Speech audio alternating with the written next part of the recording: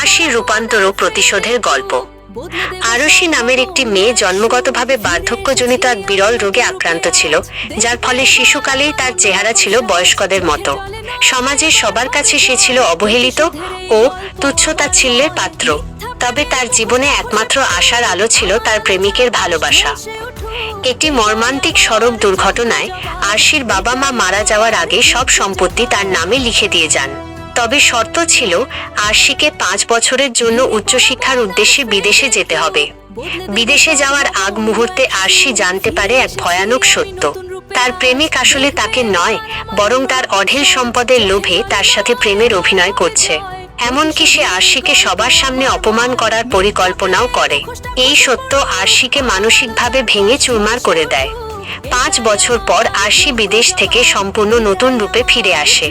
ততদিনে সে plastic surgery বা অন্য কোনো জাদুকরী উপায়ে তার বার্ধক্যের ছাপ মুছে এক সুন্দরী তরুণীতে পরিণত হয়েছে। তবে সে একটি রহস্যময় কালো মাস্ক পরে থাকত। সেন গ্রুপের উত্তরাধিকারী হিসেবে নিজেকে ঘোষণার দিনে তার প্রতারক প্রেমিক সবার সামনে আরশিকে অপমান করার চেষ্টা করে। সে দাবি করে যে আসল উত্তরাধিকারী সে নিজে এবং আরশিকে অপমান করতে তার মাস্কটি টেনে খুলে ফেলে। মাস্ক খোলার পর আরশি সেই অনিন্দ্য সুন্দর রূপ দেখে সবাই বাকরুদ্ধ হয়ে যায়। আরশি তার বুদ্ধিমত্তা ও সম্পদের ক্ষমতা দিয়ে সেই প্রতারক প্রেমিককে উপযুক্ত শিক্ষা দেয়। একটা 8 বছরের মেয়ে যে জীবনে কখনো নাচ শিখেনি, কিন্তু এক গভীর রাতে তার মা হঠাৎ দেখলো মেয়েটা বারান্দায় দাঁড়িয়ে ব্যালেরিনা ডান্স করছে। প্রথমে সে ভাবল এটা হয়তো খেলা, কিন্তু অদ্ভুত বিষয় হলো মেয়েটা ঠিক সেই পুতুলটার মতো নাচছে যেটা তার বাবা সেদিনই কিনে এনেছিল। মা বিষয়টা দেখে অস্বস্তি বোধ করলো। সে স্বামীকে বলল, এই পুতুলটা ঠিক স্বাভাবিক মনে হচ্ছে না। কিন্তু স্বামী হেসে বলল, তুমি অযথায় ভয় পাচ্ছ। কয়েকদিন সব ঠিকই চলছিল, কিন্তু মেয়ের 8 বছরের জন্মদিনে হঠাৎ অদ্ভুত কিছু ঘটলো। মেয়েটা আবার সেই ব্যালেরিনা ডান্স শুরু করলো। তার নাচ যেন ধীরে ধীরে একটা অদ্ভুত শক্তির নিয়ন্ত্রণে চলে যাচ্ছে। মুহূর্তের মধ্যে মা আতঙ্কিত হয়ে পড়ল। এরপর বাড়ির পরিবেশ পুরো বদলে গেল। রাগ আর ভয়ে মা সেই পুতুলটাকে ভেঙে ফেললো, কিন্তু মাথা তুলে তাকাতেই তার শরীর ঠান্ডা হয়ে গেল। পুতুলটা আবার সোফার উপর একদম আগের মতো অক্ষত অবস্থায় বসে আছে। পরের দিন মহিলা দেখলো এবার বারান্দায় দাঁড়িয়ে নাচছে তার স্বামী। তার নাচের ভঙ্গি ঠিক মেয়ের মতোই।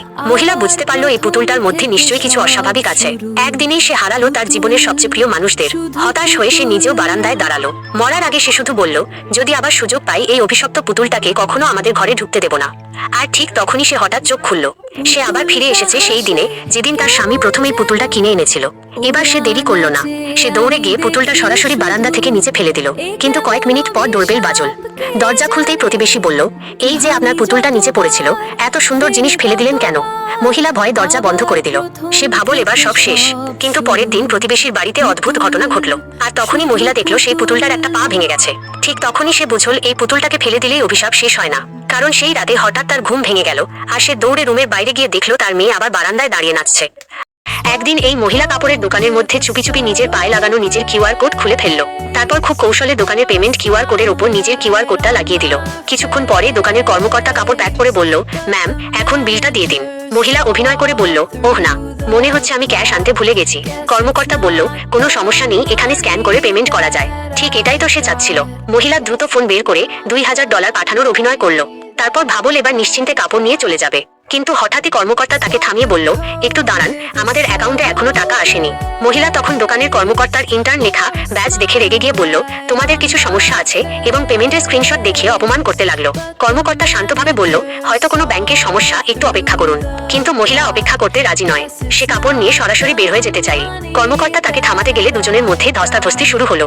এই শব্দ শুনে দোকানের ম্যানেজার এসে উপস্থিত হলেন। কিন্তু কর্মকর্তা কিছু বলার আগেই মহিলা চিৎকার করে বলল, এই কর্মকর্তা আমাকে মারছে। ম্যানেজার সব শুনে দোকানের কর্মকর্তাকে বহিষ্কার করলেন।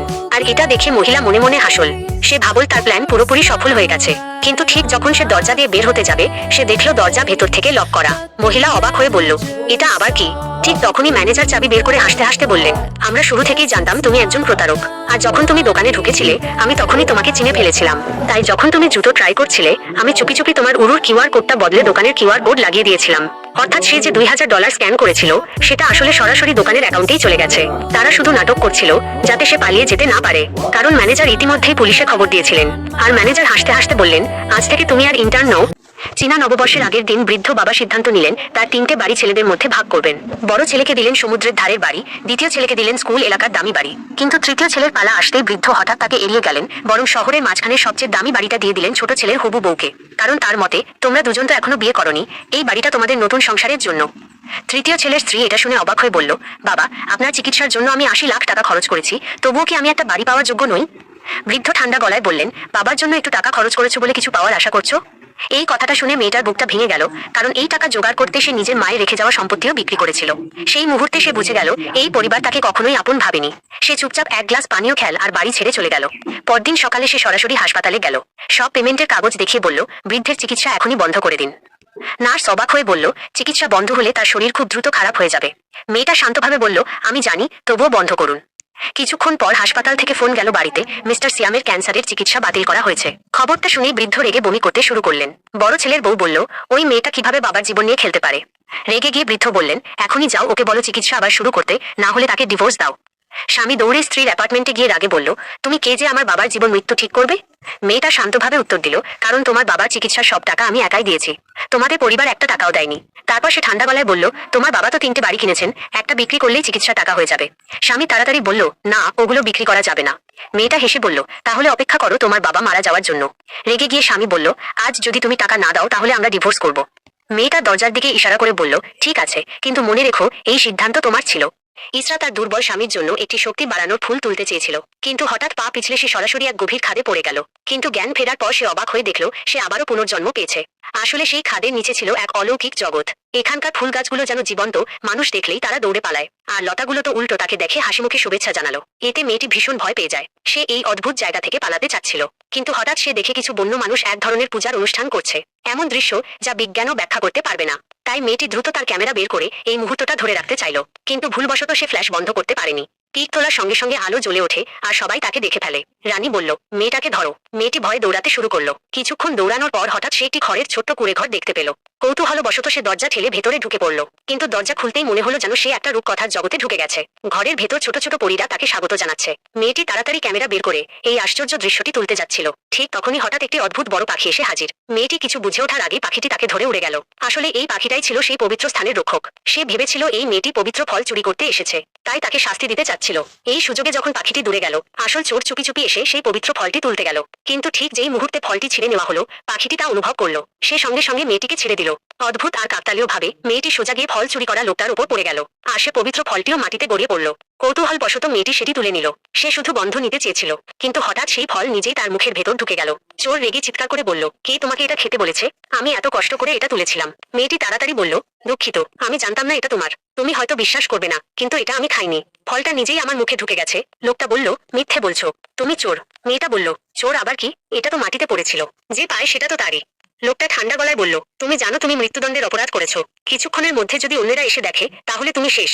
মেয়েটি রাগ করে বলল, এত রাগ দেখাচ্ছ কেন? লোকটা বলল, আমাকে বোকা বানাচ্ছ? মেয়েটা বলল, আমি তোমাদের ক্ষতি পুষিয়ে দেব, সত্যি। ঠিক তখনই যখন সবাই মেয়েটির ওপর হামলা করতে যাচ্ছিল, হঠাৎই এক অবিশ্বাস্য। আশা করি এই প্রতিলিপিটি আপনার উপকারে আসবে। আর কিছু জানার থাকলে। দুইটা বাচ্চা ভুল করে স্কুলের একটা ছোট স্যান্ডবক্স মডেলের উপর এক বক্স দুধ ঢেলে দিল, কিন্তু ঠিক পরের মুহূর্তেই পুরো স্কুলের আকাশে শুরু হলো মুষলধারে বৃষ্টি। প্রথমে তারা ভেবেছিল এটা স্বাভাবিক বৃষ্টি, তাই তৃষ্ণা মেটাতে তারা বালতি নিয়ে বৃষ্টি ধরতে শুরু করলো। কিন্তু মাঝপথে হঠাৎ তারা দেখলো এটা বৃষ্টি না, এটা তো দুধ। দুইজন একদম হতবাক। তারা ভাবতে লাগলো আকাশে দুধের বৃষ্টি হচ্ছে কেন। তারপর হঠাৎ তাদের মাথায় একটা ধারণা এলো, হয়তো এই বৃষ্টি হচ্ছে কারণ তারা একটু আগে স্যান্ডবক্সে দুধ ঢেলেছিল। সত্যি কিনা পরীক্ষা করার জন্য তারা ভরা দুধের পুরো বালতিটা আবার সেই স্যান্ডবক্সের উপর ঢেলে দিল। আর তারপর যা হলো, পুরো স্কুলে দুধের বৃষ্টি আরো জোরে শুরু হয়ে গেল। এবার তারা নিশ্চিত হলো এই স্যান্ডবক্সটা আসলে একটা জাদুর মেশিন। এটার মধ্যে তারা যা ফেলবে আকাশ থেকে ঠিক সেটাই বৃষ্টি হয়ে পড়বে। ঠিক তখন পৃথিবীতে চলছিল মহাপ্রলয়।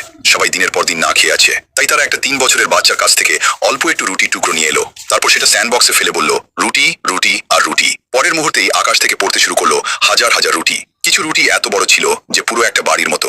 স্কুলের শিক্ষক আর ছাত্ররা সবাই অবাক হয়ে গেল।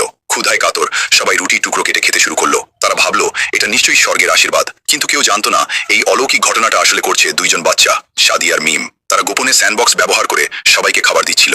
কিন্তু গোপন কথা বেশি দিন লুকিয়ে থাকে না। কিছুদিন পর খবর পৌঁছে গেল এক ভয়ঙ্কর গুন্ডা লিউ কিং এর কাছে। সে স্কুলে এসে চিৎকার করে বলে, সব খাবার এক্ষুনি আমার হাতে দাও, না হলে আমি পুরো স্কুল তছনছ করে দেব।